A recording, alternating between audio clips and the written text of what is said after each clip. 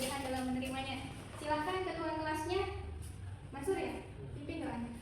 Baik, sebelum kita memulai pembelajaran kita pada hari ini, marilah kita bersama berdoa menurut agama dan kepercayaan kita masing-masing. Berdoa mulai.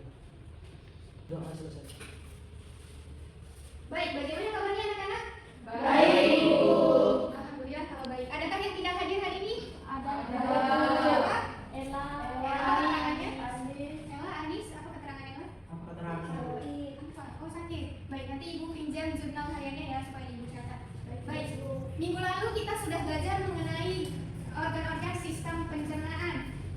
Hari ini kita akan belajar mengenai gangguan sistem pencernaan. Namun sebelum itu, Ibu akan tes dulu nih, masih ingat atau tidak materi minggu lalu?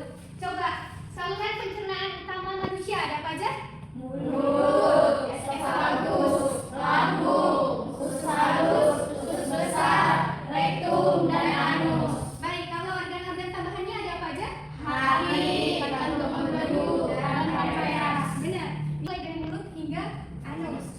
Nah, semuanya berperan penting dalam memproses makanan yang kita konsumsi. Nah, Ibu tekankan setiap harinya bahwa pembelajaran yang baik itu adalah pembelajaran yang dimulai dari pertanyaan-pertanyaan. Jadi pertanyaan yang pertama, apa sih yang akan terjadi kalau organ-organ sistem pencernaan kita ini, misalnya salah satunya tidak bisa menjalankan sesuai fungsinya? Apa yang akan terjadi? Benar, sakit. Sistem pencernaannya akan mengalami gangguan. Benar. Nah, sekarang inilah yang akan kita pelajari, yaitu gangguan sistem pencernaan. Nah, kemudian pertanyaan yang kedua, kenapa sih penting bagi kita untuk mempelajari gangguan sistem pencernaan ini? Kenapa kira-kira? Karena bermanfaat dalam kehidupan sehari-hari dan juga sangat penting untuk diterapkan. Pentingnya apa? Pentingnya coba sekarang kita renungkan. Kita semua pasti punya cita-cita, benar? Benar. Nah, kalaupun tidak ada cita-cita yang spesifik, setidaknya kita punya tujuan hidup. Entah itu membahagiakan orang tua, membahagiakan diri sendiri, atau membahagiakan orang-orang kita tercinta.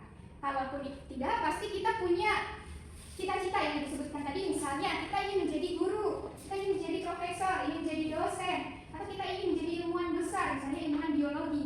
Nah, seberapa besar pun impian kita itu, untuk meraihnya maka kita perlu tubuh yang sehat. Benar. Nah, salah satu kuncinya itu adalah dengan menjaga sistem pencernaan kita supaya bisa berfungsi secara optimal. Nah, kalau terjadi gangguan sistem pencernaan, maka sistem pencernaan kita itu tidak akan bekerja secara optimal, ya kan? Sehingga kita harus tahu gejalanya ketika terjadi itu seperti apa, penyebabnya seperti apa. Sehingga kalau kita tahu gejalanya seperti apa, kita akan bisa melakukan penanganan secara lebih cepat. Atau ketika kita tahu penyebabnya, kita akan berusaha untuk menghindarinya, gitu kan? Dan juga menerapkan tips-tips untuk menjaga sistem pencernaan kita. Nah, itulah yang akan kita pelajari di materi kali ini, yaitu gangguan sistem pencernaan. Ya. Ingat bahwa orang yang hebat itu adalah orang-orang yang bisa menghasilkan banyak karya-karya hebat ketika dirinya sehat. Dan sehat itu dimulai dari menjaganya hari ini. Jadi mari kita pelajari materi ini dengan sungguh-sungguh. Sudah siap? Siap, Bu. Baik, kalau sudah siap, siapkan fokus terbaiknya. Ibu akan berikan tujuan pembelajaran hari ini. Dapat mengaitkan dengan teliti gejala dengan penyakit sistem pencernaan. Yang kedua adalah anak-anak dapat menganalisis bagaimana penyebabnya gangguan pada sistem pencernaan. Dan yang ketiga adalah anak-anak dapat menguraikan upaya untuk memelihara kesehatan sistem pencernaan. Nah, sekarang kita akan belajar dari sebuah kasus yang baru-baru ini terjadi mengenai gangguan sistem pencernaan. Itu terjadi di Jakarta Barat. Seorang mahasiswa yang meninggal di dalam kosnya akibat asam lambung yang dideritanya. Sudah dengar beritanya? Sudah. Aku rasa kalau berita-berita yang terbaru seperti ini tuh kalian tuh lebih duluan tahu daripada ibu, karena ini terjadi tanggal 20 Mei 2025 kemarin. Baik, kalaupun ada yang belum tahu, kita akan simak video beritanya. Nanti silahkan disimak dengan baik karena kita akan memunculkan permasalahan dari kasus ini. Ya, kita simak baik-baik. Viral terkait dengan kisah kematian tragis anak kos di kawasan Tanjung Duren, Jakarta Barat yang meninggal dunia akibat diduga karena asam lambung. Baik, itu dia presenternya bilang bahwa penyakit ini tidak dapat dianggap sepele karena dapat merenggut nyawa penderitanya. Nah, dari kasus ini permasalahan apa yang kira-kira dapat kita munculkan? Coba yang pertama ada apa? Benar, penyebab penyakit asam lambung. Yang kedua, gejala penyakit asam lambung. Yang ketiga, upaya mencegah penyakit asam lambung. Nah, kita sudah punya punya 3 permasalahan dari kasus ini. Nah, untuk menyelesaikan atau menjawab permasalahan ini, Ibu akan bagi anak-anak menjadi 3 kelompok. Hitung dari 1 sampai 3. Mulai dari Sandra, silakan. 1, 2, 3. Baik, sekarang silakan membentuk kelompoknya masing-masing, membentuk lingkaran. Dimulai dari sekarang. Sudah berada pada kelompoknya masing-masing? Sudah, Bu. Sekarang perhatikan Ibu dulu ya, sebelum Ibu membagikan LKPD-nya. Jadi Ibu ada LKPD. Jadi nanti anak-anak silakan baca dulu LKPD-nya, baca soal-soalnya, kemudian diskusikan dengan kelompok masing-masing untuk menjawab LKPD ini. Nah, kemudian sumbernya bisa diambil dari literatur yang Ibu berikan ini. Jadi ada link yang Ibu sajikan, nanti silahkan di-scan, nanti akan masuk ke situs yang diberikan. Ada modul ajar, kemudian ada artikel-artikel. Atau kalau anak-anak mau menggunakan media seperti YouTube atau artikel jurnal, silahkan. Kalau ada yang tidak dipahami dan kemudian ada yang membingungkan, silahkan tanyakan ke Ibu. Jangan berdiskusi dengan kelompok lain. Paham ya? Baik, akan dibagikan LKPD-nya. Silakan dikerjakan dalam waktu 30 menit.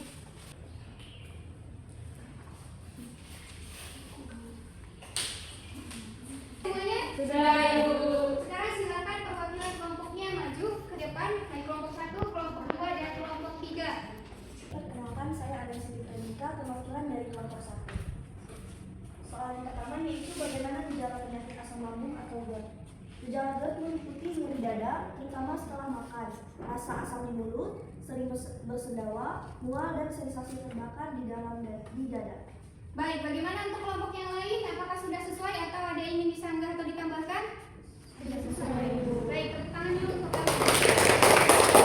baik, kelompok 1, kelompok 2, dan kelompok 3 sudah mempresentasikan hasil penyelesaian masalahnya, dan juga kita sudah berdiskusi bersama-sama dan sudah ditambahkan yang kurang dan yang tidak sesuai. Baik, kita berikan tepuk tangan sekali lagi untuk kelompok 2.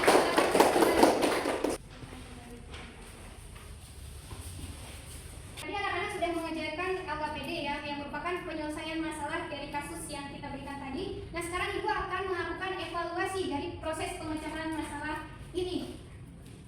Tadi masalah yang pertama itu adalah bagaimana gejala penyakit GERD atau asam lambung. Ya, jadi benar yang dikatakan oleh Ahlen tadi, ya, dia meliputi ada nyeri di dada, kemudian rasa asam di mulut karena asam lambungnya itu naik ke kerongkongan. Kemudian juga sering bersendawa, kemudian ada sensasi terbakar di dada atau biasanya disebut dengan heartburn.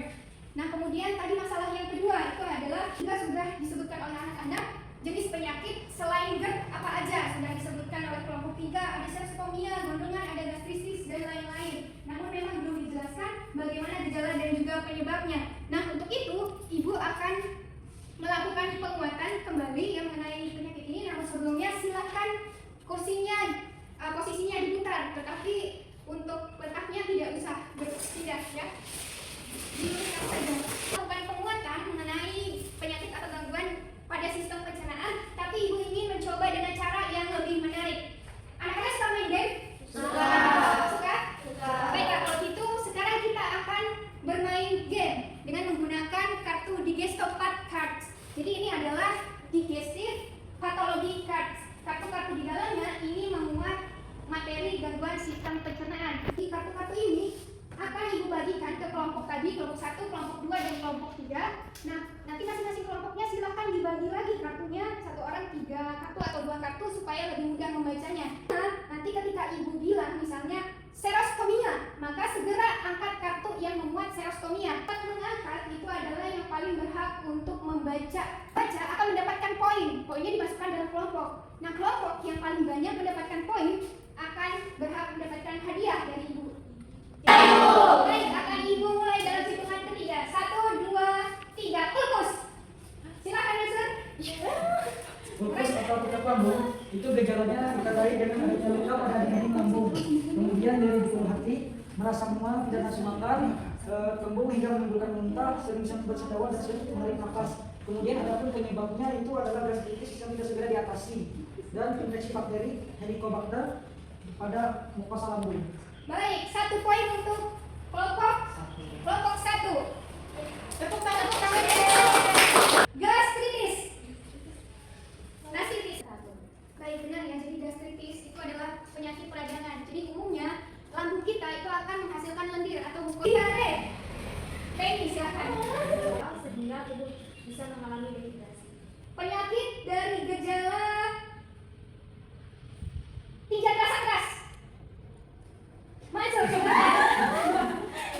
Minimalnya kita buang air besar itu lebih dari 3 kali dalam seminggu. Tetapi kalau kurang dari itu berarti kita sudah terjadi gejala konstipasi. Kenapa sulit mengeluarkan feses? Itu karena fesesnya itu terjadi penyerapan air berlebih. Karena tadi itu kurangnya mengkonsumsi serat dan juga bisa karena kita menunda buang air besar sehingga feses yang berada di rektum atau anus itu dia kembali mengalami penyerapan air sehingga tinjanya menjadi keras. Ya. Wasir. Putri. Dengan demikian pemenangnya adalah kelompok 3. Sebelum ini ibu mau satu orang menyimpulkan pembelajaran hari ini. Ada yang bisa? Silahkan Bella. Baik, saya akan menyimpulkan pembelajaran kita pada hari ini, yaitu gangguan atau penyakit pada sistem pencernaan dapat dikenali melalui berbagai gejala seperti mual, muntah, diare, sembelit, sakit perut, dan juga perut kembung. Kemudian penyakit umum yang menyerang sistem pencernaan antara lain yaitu GERD, serostomia, gondongan, gastritis, ulkus, hemoroid, appendicitis, diare, dan juga sembelit. Kemudian penyebab gangguan ini bisa berasal dari pola makan yang tidak sehat, infeksi bakteri atau virus, stres, konsumsi obat-obatan tertentu, kemudian serta kurang menjaga kebersihan makanan. Untuk memelihara kesehatan sistem pencernaan, kita perlu menerapkan pola makan seimbang, seperti rutin minum air putih, menjaga kebersihan makanan, makan secara teratur, kemudian menghindari makanan yang berlemak dan pedas berlebihan, serta berolahraga secara teratur. Baik, benar sekali. Terima kasih Bella. Dengan demikian kita sudah mencapai tujuan pembelajaran hari ini ya anak-anak. Nah, kemudian untuk mengukur seberapa pemahaman anak-anak mengenai gangguan sistem pencernaan ini, ibu akan lakukan post test melalui Google Form. Nanti ibu kirimkan termasuk ketua kelasnya, silakan kirimkan ke teman-temannya yang melalui WhatsApp. Baik, pengerjaannya selama 3 menit. Silakan dikirim, selesai atau tidak selesai dikirim. Ibu berikan reward untuk kelompok yang menang tadi. Ya, silakan nanti dibagikan setelah jam pembelajaran supaya lebih kondusif. Sekarang kita refleksikan pembelajaran hari ini. Bagaimana kesannya pembelajaran hari ini? Apakah menyenangkan anak-anak? Alhamdulillah kalau menyenangkan. Apakah senang bermain game sambil belajar pada hari ini? Senang. Bagaimana media di desktop podcast-nya hari ini? Apakah menyenangkan? Menyenangkan. Apakah ada yang kurang dari pembelajaran ini? Dari medianya, dari cara ibu mengajar? Tidak ada, sangat senang? Baik, kalau ada yang kurang silahkan diberitahukan saja ke ibu sebagai evaluasi bagi ibu untuk pembelajaran selanjutnya. Nah, minggu depan kita akan belajar mengenai materi sistem ekskresi. Jadi silahkan di rumah nanti dibaca-baca ya, supaya minggu depan kita lebih mudah mempelajarinya, dan ketika ada yang diketahui silahkan tanyakan ke ibu agar bisa kita diskusikan di kelas ini. Begitu ya. Baik, untuk menutup pembelajaran pada hari ini kita berdoa. Silahkan ketua kelasnya pimpin doa. Baik, sebelum kita mengakhiri pembelajaran kita pada hari ini, marilah kita bersama berdoa menurut agama dan keyakinan kita masing-masing. Berdoa dimulai. Berdoa selesai. Baik, demikian pembelajaran pada hari ini. Ibu ucapkan terima kasih untuk anak-anak semua yang sudah berpartisipasi hari ini. Ibu ucapkan juga mohon maaf yang sebesar-besarnya kalau ada kekurangan dalam penyampaian materi, baik dari ucapan maupun tindakan ibu. Dalam pembelajaran ini ibu tutup. Selamat pagi dan assalamualaikum warahmatullahi wabarakatuh.